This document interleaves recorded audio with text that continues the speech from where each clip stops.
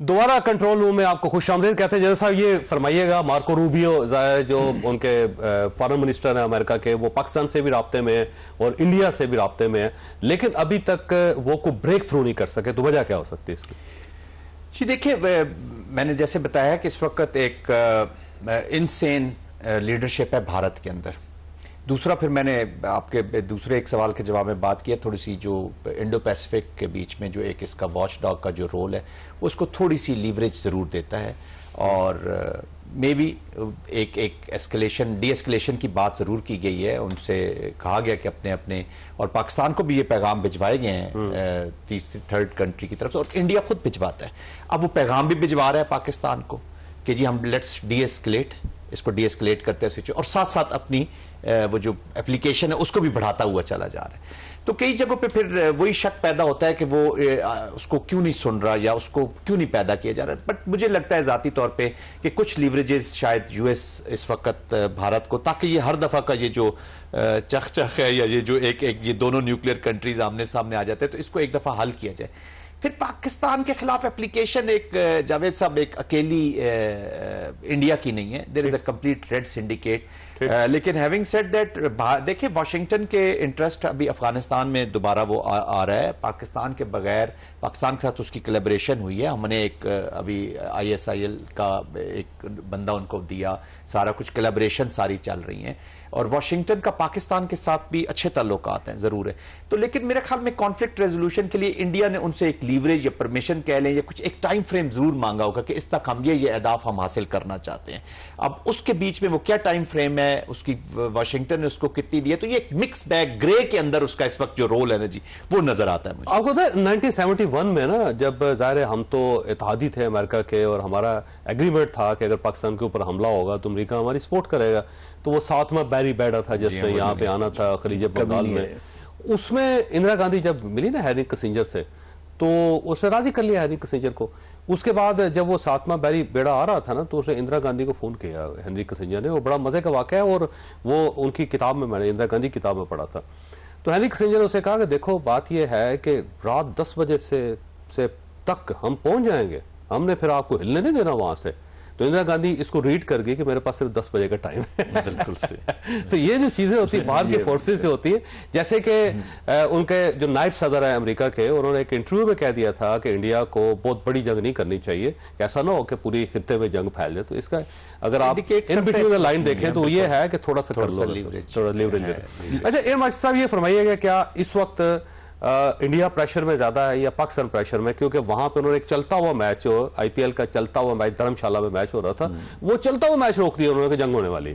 तो वो ज्यादा प्रेशर में, हम ज्यादा प्रेशर, वो लोग ज्यादा प्रेशर में, क्योंकि अब उनके ऊपर परफॉर्मेंस प्रेशर आता जा रहा है। उनको पहले अपने राफेल्स और अपनी एयरफोर्स के ऊपर बहुत नाज था, और वो हमें पिछले 1-2 महीने से इसी की धमकियां दे रहे थे कि जी कि हम आपको लेसन सिखाएंगे। लेकिन उनकी एयरफोर्स को भी 2 दिन पहले बहुत बड़ी हजीमत उठानी पड़ी। फिर उनको अपने ड्रोन्स के ऊपर बहुत नाज था, क्योंकि पहले उन फ्रेंच वेपनरी जो उन्होंने ली थी वो फेल हुई, अब इजरायली वेपनरी जो उन्होंने ली है वो फेल हो गई है। क्योंकि पाकिस्तान जो है, जो डिफेंस फोर्सेस है, उन्होंने अपने आप को बहुत अच्छे तरीके से एनिमी को सामने रख के इवॉल्व किया है। जो काउंटर मेजर्स और काउंटर मेजर्स होते हैं, ये कोई रातों रात या उसी वक्त नहीं हो जाते। इनको बड़े तरीके से आपको प्लान करना पड़ता है, फिर उनको प्रैक्टिस करना पड़ता है, और फिर उनको एग्जीक्यूट करना पड़ता है।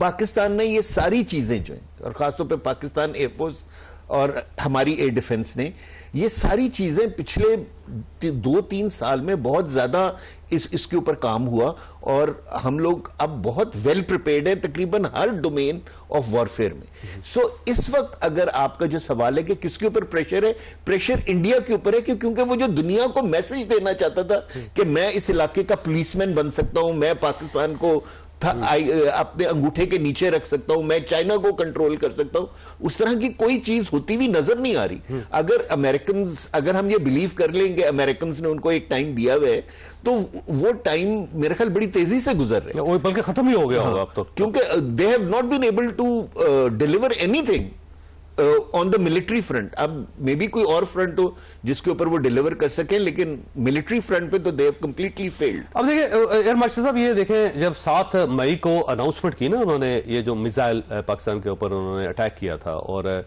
मासूम शहरियों को कत्ल किया उन्होंने, उस पे उनके फॉरेन सेक्रेटरी जो हैं वो उन्होंने प्रेस कॉन्फ्रेंस की और वो प्रेस ब्रीफिंग थी जिसके अंदर उन्होंने सवाल कोई नहीं लिया था। उसमें उन्होंने कहा कि ये जो हमने अटैक किया है ये हमारी आर्म्ड फोर्सेस ने किया है, उन्होंने एयर फोर्स का नाम नहीं लिया। तो इसका मतलब ये हुआ कि एयर फोर्स को वो खुद भी अब जस्टिफाई नहीं कर पा रहे वहां पे। एग्जैक्टली।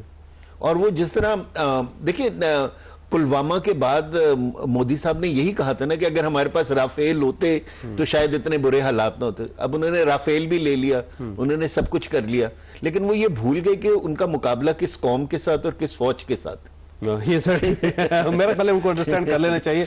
मैं दोनों मेहमानों का शुक्रगुजार हूँ। अलाउ मी क्विकली, देखिए आईपीएल का ये जो भी मैच का है ना जी, इस वक्त तकरीबन 25.5 करोड़ अब लोग ये व्यूअरशिप हो रही होती है, तो वो पाकिस्तान को एक अग्रेसर, उनको तो बड़ा अच्छा ये मौका मिला है जी, उसकी व्यूअरशिप हो रही होगी, सबका फोकस उधर होगा। अब वो कहेंगे जी सिक्योरिटी सिचुएशन हो गई, शायद पाकिस्तान इधर टारगेट करना चाहता था तो स्टेडियम खाली करवा लिया। तो ये ड्रामा, ये उसी मुबारक तो आप अजय देवगन और शाहरुख को दें जिन्होंने अभी 25-30 मूवीज इसके ऊपर कर दी हैं। So this is all scripted. Pakistan will never ever hit the civilian targets, और वो उन्होंने अभी पता है कि इसकी पूरी व्यूअरशिप है, पूरी दुनिया देख रही होगी। अब क्रिकेट के साथ लोगों का लगाव भी है, तो वो पाकिस्तान को एक ताकि नफरत की निगाह से देखे कि इन्होंने हमारी क्रिकेट और अपनी जो उनके जो लोग हैं उनमें नफरत पैदा करने के लिए। इसकी बैकग्राउंड ये है कि यहाँ पे रावलपिंडी में जो उनका एक ड्रोन आया ना, वो आया फूड स्ट्रीट के बिल्कुल साथ, वहां पे स्टेडियम है और स्टेडियम में पीएसएल का मैच होना था आज। तो वो क्योंकि मैच पाकिस्तान ने सस्पेंड किया तो उनको खतरा ही हो गया कि कहीं ऐसा ना हो कि पाकिस्तान बदला ले ले इस स्टेडियम में, जबकि पाकिस्तान एक डिफरेंट मुल्क है। मोदी साहब, पाकिस्तान एक डिफरेंट मुल्क है, यकीन कर ले, किसी और जगह बदला लेगा, लेकिन वो बदला आपसे लेगा, सिविलियन से ले लेगा। सिविलियन हमारे भाई हैं, हमारे जैसे लोग हैं, हम उनको क्यों मारेंगे। यहाँ पे मैं ब्रेक लूंगा और दोनों मेहमानों का शुक्रगुजार हूँ, और इसके बाद हमारे साथ अली मोहम्मद खान साहब होंगे।